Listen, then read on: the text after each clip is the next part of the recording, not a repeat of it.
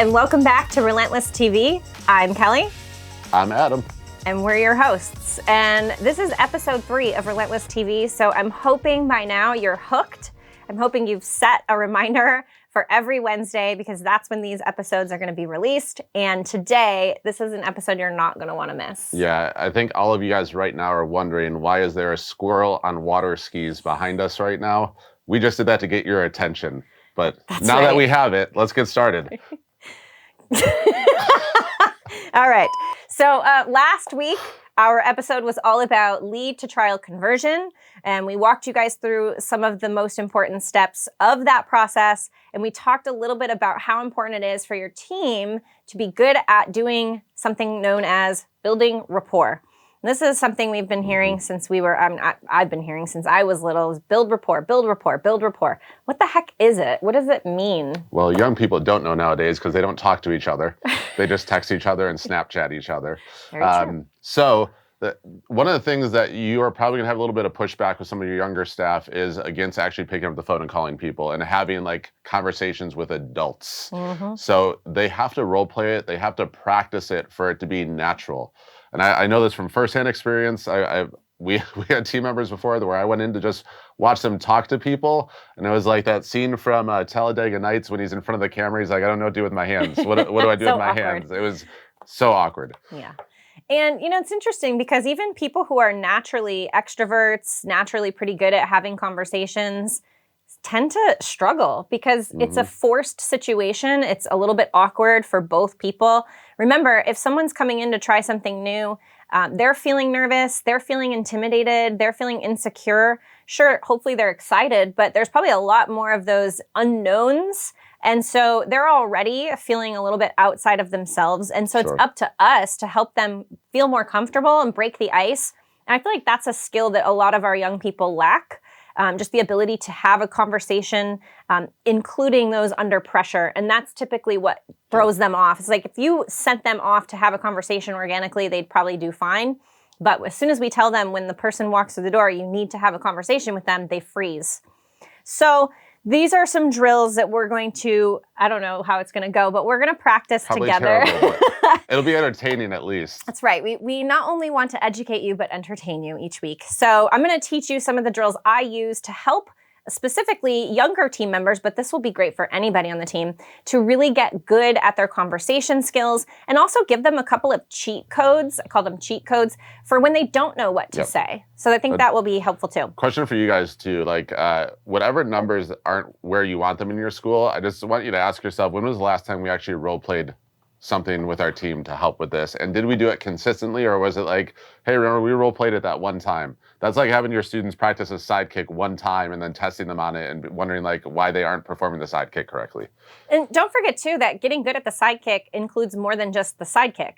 There's balance, there's foot position, there's chamber, there's all kinds of foundational skills that are required to do a good sidekick. So when you think about your team trainings, don't just think about role playing the same thing over and over again, although that is also important. There needs to be repetition. It's not fun, it's kind of boring, it's tedious, but it's necessary. It has to happen. But you can also do drills like this that I'm going to show you today that are working on more of the foundational skills that are required to be good at these things, not just necessarily going through the script over and over and over again, which I think sometimes we get burnt out on. Agreed. Okay, so what I always think of when it comes to building rapport is 3 things: know, like, and trust. And so if we think about that process, first thing we have to do in order to develop a relationship with someone, which is essentially what we're talking about when we say building rapport, that just means we're trying to create connection. So make sure your team knows that as well. Remember, vocabulary matters. Make sure everybody understands what we're talking about. So we're building rapport. We have to get to know each other, right? The best way to get to know someone, what do you think it is, Adam? Get them to talk about themselves. Ask them questions. Ask them questions, right? We're not going to know about someone unless we ask them questions. And it's safe to say, like, the more interesting the question, the more interesting the conversation will be, right? So one of the tips that we use is don't ask yes or no questions. Because if I say, hey, Adam, did anything good happen to you today? And he says, no. it's really hard for me to go anywhere with that. And it becomes a pretty uninteresting conversation. It goes into like awkward first date territory at that point. Absolutely. Yeah. Exactly. So you want to make sure that you are asking open-ended questions. And then here's where this drill is really helpful. Most of the time when we ask a pretty good question, someone's going to give us a pretty good answer. We don't know what to do next. We sort of pause and we start asking a question that was completely unrelated. So it's like we're going in 10 different directions and there's not a lot of, unity in that conversation. So this is called the question game. I play it a little bit different. There is a version where you just keep asking questions. So everybody sits in a circle and then Adam asks a question and then I ask a question and then we go around. That's a good one too. It will help your team come up with some ideas for good, thoughtful questions versus boring questions, right? So you can play that just to get everybody's brain working, and they can certainly have a list of questions that they love that you type up and print out and have available so that they're not stuck. So they do have something in their toolkit, so to speak, if they're feeling nervous. But this particular game, so partner A is going to ask a question and partner B is going to answer the question honestly as themselves. We're not role-playing as different people here today. And then I'm going to ask a follow-up question based on the answer that Adam gave me. Okay? So the first question is rather important because I want to make sure I can keep the conversation going based on the answer that he's giving me. Okay? Does this make sense so far? So you have an easy job. All you have to do is answer my questions. Okay? So if I say, Adam, tell me about a time when you were little that you remember now as an adult that made you super happy and excited. Super happy. There was Christmas when I was like probably 4 years old or 3 years old. I got this Mickey Mouse like bath toy thing that stuck to the wall. And I thought it was like the coolest thing ever. And who gave you that gift? I think my parents. Okay, and then how many times as a child did you play with that gift? I took like 5 baths a day for like a week after Christmas just so I could play with that thing. And were you a big fan of Mickey Mouse as well? No, but for whatever reason, that thing was cool. Which characters as a kid did you really love, if not Mickey Mouse? I was into X-Men when I was a kid because of the animated series Saturday mornings. And what was your favorite X-Men? Wolverine. Wolverine's the one that has all the claws, right? Yeah. Okay, so we keep going. I don't know much about X-Men, clearly, so I don't know what else to ask. But this is a skill that will help them create conversation. That's Wolverine. Yeah. Wolverine. Yeah. Cool. Now I know. We're going to get sued for copyright also, but it's okay. This is a fake Wolverine that represents... Okay. This is an AI Wolverine. Yeah. And now this is a female version of Wolverina. No, there's a female Wolverine. Oh, who is it? Her name's X2 or something like that. Okay. Yeah. Anyways, okay, so that's the question game. Again, it does create some fun conversations. It gets people out of their comfort zone.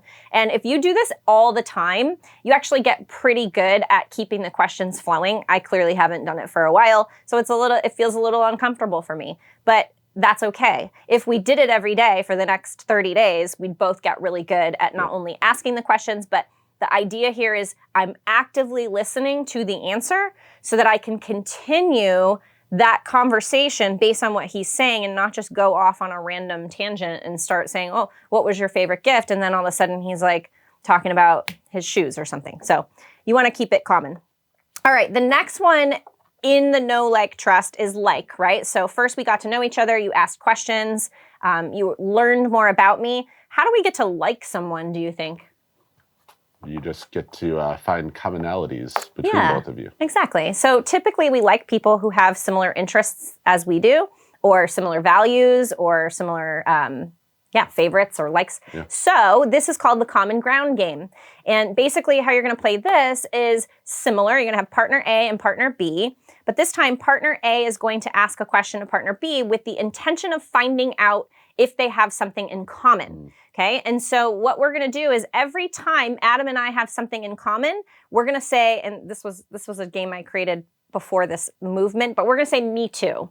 And me too is the cue for the rest of the team to give us a point. Okay, so every time you hear one of us say me too, that's a point for us. So you would probably set a timer, maybe 2 minutes or so, and we get to have a conversation together, asking each other questions to see how many things we can find in common in those 2 minutes, with the team counting up the points for us. Does that make sense? We'll find out. Okay, so both of us can ask questions. Okay. We're trying to find as many things in common with each other as we can. And the only rule is body parts don't count because we both have an elbow, we both have a knee, we both have a nose, etc. Okay, so we have to find out as much as we can that we have in common. Okay, and so you can ask questions, you can make statements. It doesn't have to be a question. So, you ready? Yep. My whole family is involved in martial arts. Me too. My brothers and I all have black belts. Me too. You can also play this game, Adam. I live in Arizona. Me too. I have boys, children. Me too. Male children. I work at Relentless Media Agency. Me too. Oh, craziness. I love sushi. Me too. I love pizza. Me too. I love going to speakeasies. Me too. Okay, so clearly Adam and I like each other because we have a lot in common. And so you want your team member... I'm joking. We want our team members to practice this drill, not so much for themselves, even though they're going to have a great time doing it, because we want them to be able to do this with the clients, right? We want them to be able to establish that common ground to create relatability. People tend to buy from those that they find relatable. Yep. They tend to buy from people they like. So actually, I'm going to talk about a book later on. It's called Persuasion, the Psychology, it's called, Influence, the Psychology of Persuasion, I believe. And it's all about the 6 principles of persuasion or influence. And one of them is likability, which sounds crazy, but people want to like you in order to buy from you. Persuasion by Robert Cialdini is a good one too. Oh, it's the same author. He wrote the other one as well. Oh, okay. Yeah, so. All right, so that's the common ground game. And I always tell people, like, when you're interacting with a prospect or a client, you're going to notice a shift in their energy and their body language when they start to feel comfortable. And it typically happens when that common ground is established or when that person feels like you understand them or that you're starting to relate to them. So you can also use this drill as an opportunity for the team to pay attention to those body language cues and recognize, maybe you do some sort of, flag on the field. That's a football attempt at an analogy. When you see that person Marvel and sports are not her things. When you start to see that person open up, make the team comment on it. So as we're talking, we're awkward, we're stiff, and then as soon as we start laughing together, someone says, there it is. That's the moment when everybody started to loosen up.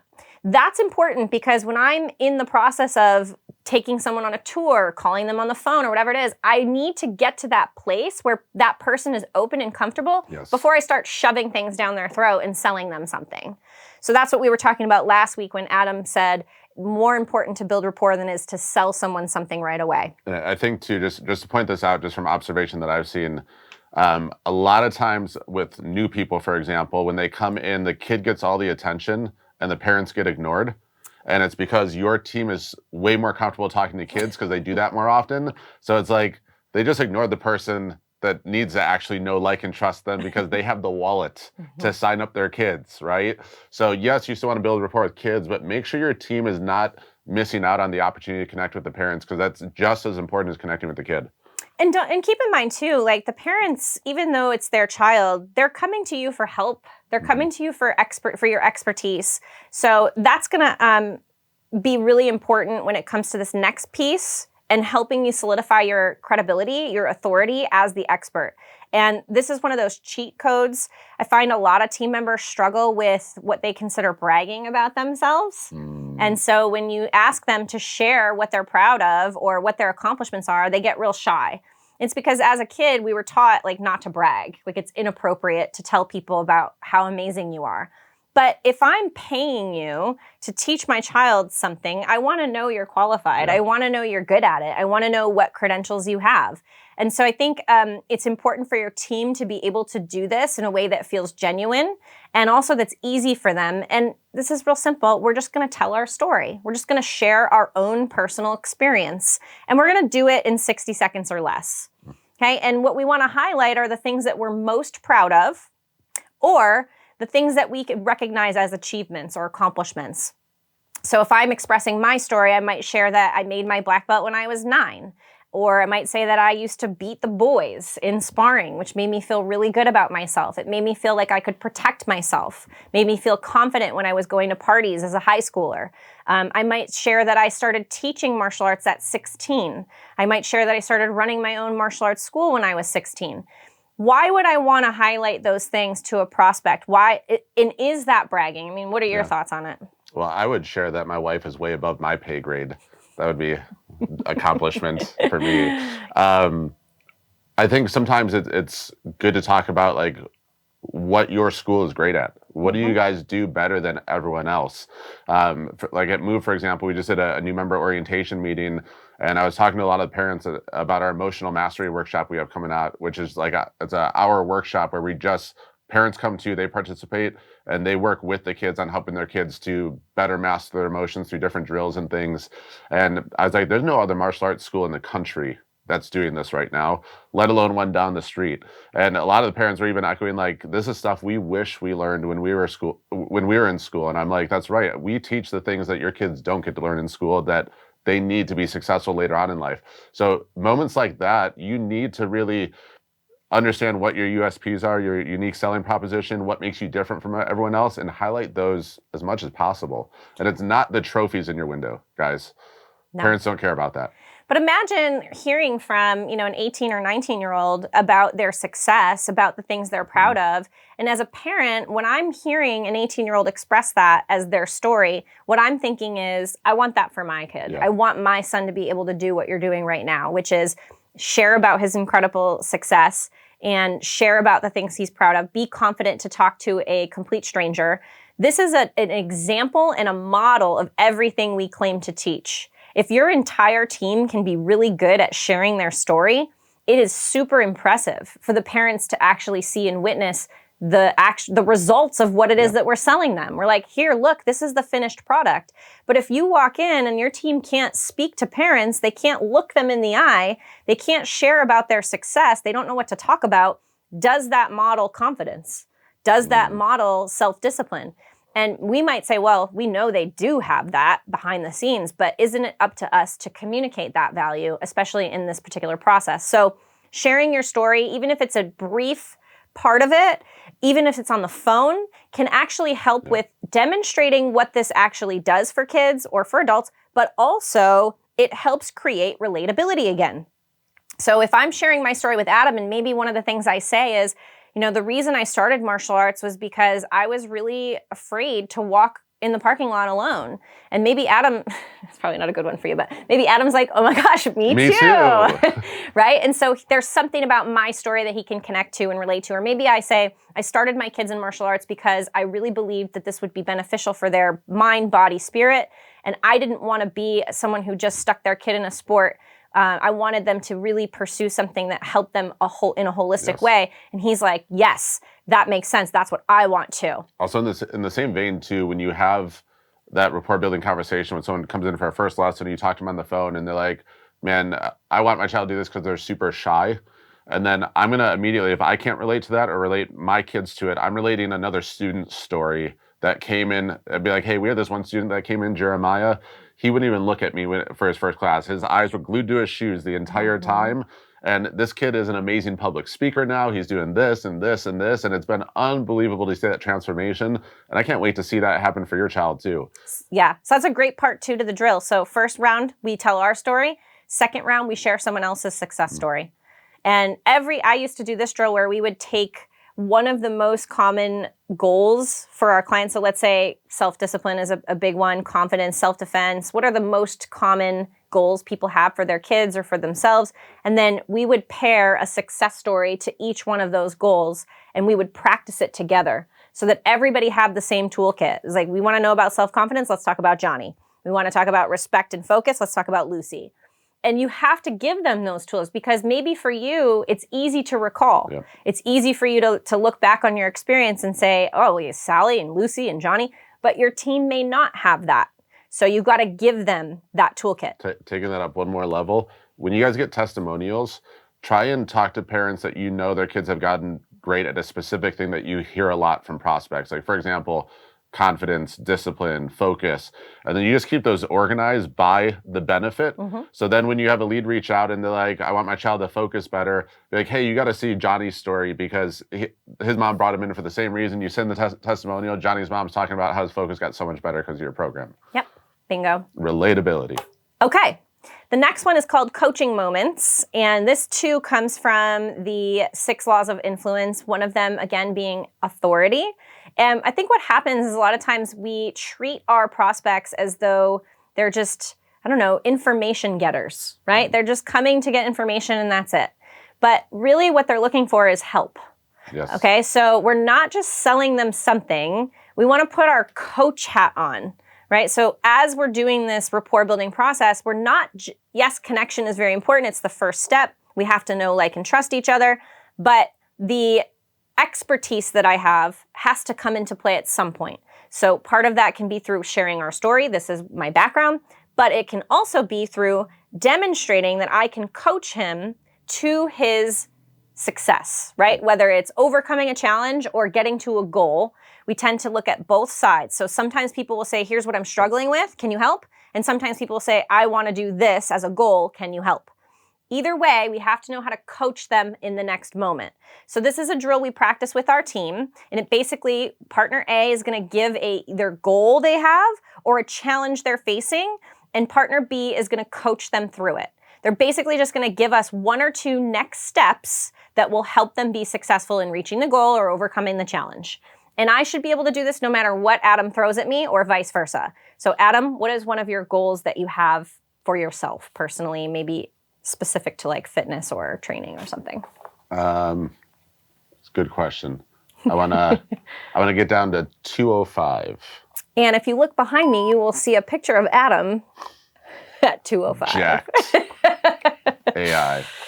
Okay, so you want to get to 205. Yep. First thing is, I would love for you to just keep track of how many hours a night of sleep you're getting, how many glasses of water you're drinking throughout the day. And does coffee count as water? No, sir. Okay. Just straight water. And also, I'd like you to keep 0. a log of your movement, your physical fitness and your movement, okay? So 3 steps: track your sleep, track your food, and track your fitness, okay? Just so we have a good, accurate picture of what you currently are doing to see where we want to maybe potentially make changes or add things, take things away, just to give ourselves a baseline and an audit. Does that sound good? Sounds good. Okay, so in that moment, I was coaching him on the next steps. I don't have to give him the full plan, right? I just give him the next possible thing. Now, what does Adam hopefully think after I've given him that plan? That she's the expert. You're Okay. the authority. That I can help you, Yes. right? So in that moment, Adam is feeling hopeful. He's feeling empowered. He's like, okay, that makes sense. Now I know what to do. And sounds like this girl's going to help me get there. That's the moment we're looking for when we call it the coaching moment. And this is a moment that can happen on the phone. It can happen in person. In fact, if we are practicing it on a regular basis, it hopefully is happening all the time. We want to be demonstrating our expertise. So that's a real simple drill that you can play. If Adam wanted to go back and forth, we could do it back and forth. So he could say, okay, Kelly, what's one of the challenges you're facing? And I might say, you know, by the time I get home from work, Adam, I just really don't feel like going to the gym. That's my challenge. Coach me through it. And Adam might give me a plan, and it might be a next step. And it gives me this trusting feeling like this is the right spot for me. They've got a plan. They know how to help. Okay, the last couple of drills. I know you're really excited to get this over with because you probably, like everybody else. Everyone, just so you guys know, I don't always look forward to role playing with my team, but I still role play with them every time because I have to lead by example, and I know it's going to be something that's good for them. Like, just like there's probably certain martial art techniques you guys don't like as much as other ones, but they're still important. You still have to be able to demonstrate it for your students, so you still got to practice it. Yeah, and you can practice with them and show them the vulnerability that it requires to get good at things. Nobody's good at this to start. It takes everybody a couple of times to speak for yourself. No. to get good at it. Okay, the last one are called empathy drills. And this is obviously important because, again, in this space, people are hopefully being very honest and open about what they're struggling with. If we get very superficial answers, so you might have this experience where you ask someone, hey, what are some of the goals you have for your kids? And they're like, we just want them to have an activity to do. That's a very superficial level answer. And it's a cue that you have not created a space where they feel comfortable enough really sharing with you what's going on, right? So in order to get to that place, we have to show empathy. We have to be capable of creating a space where others can be vulnerable with us. So real quick drills, this is very easy to do. And essentially what happens is, one more time, Adam's going to give me a challenge that he is facing, and it can be anything. And I am going to basically answer back with the phrase, that sounds like. All I'm doing is assuming the emotions that Adam is feeling. Okay, so if Adam says, my child keeps hitting his brothers. That sounds like it could probably be very frustrating for you as the parent, and probably annoying for the brothers as well. That's it. So all I'm doing is, that sounds like, and I'm assuming the emotions that whoever's involved in the problem or the challenge is feeling. Okay. And again, what this is doing is allowing Adam to feel that he's not alone, that this is not abnormal, that I get it, that I understand him, or that at least I'm trying to understand him, right? Another one that you can do is, if Adam gives me a challenge. I have trouble waking up when my alarm goes off. I can relate, because I also have trouble waking up when my alarm goes off sometimes. It's definitely an issue. Now, this one is a little more, I would say, more of a drill, and not something I would necessarily use with clients. So make sure you make that distinction with your team. That sounds like is totally fine to use in a real situation. The problem with I can relate is that it takes the attention off of the client and puts it on me. So Adam shared a challenge and I then made it about myself, right? Which is not necessarily something that makes people feel understood. It probably alienates them. But the reason it's a good drill is it helps create empathy. Empathy is simply being able to feel what the other person's feeling. So if I can relate, I'm able to drum up the same emotions, okay? So it's just an exercise. I would not encourage them to use it for real. But it does help them when they're able to say, I can relate, because I've also been through something like that. That's almost like the nonverbal dialogue we want people to have when they're hearing people's problems or challenges. We don't want them sitting there thinking about what to say. We want them learning what it must feel like so that they can provide a solution and go to that coaching moment.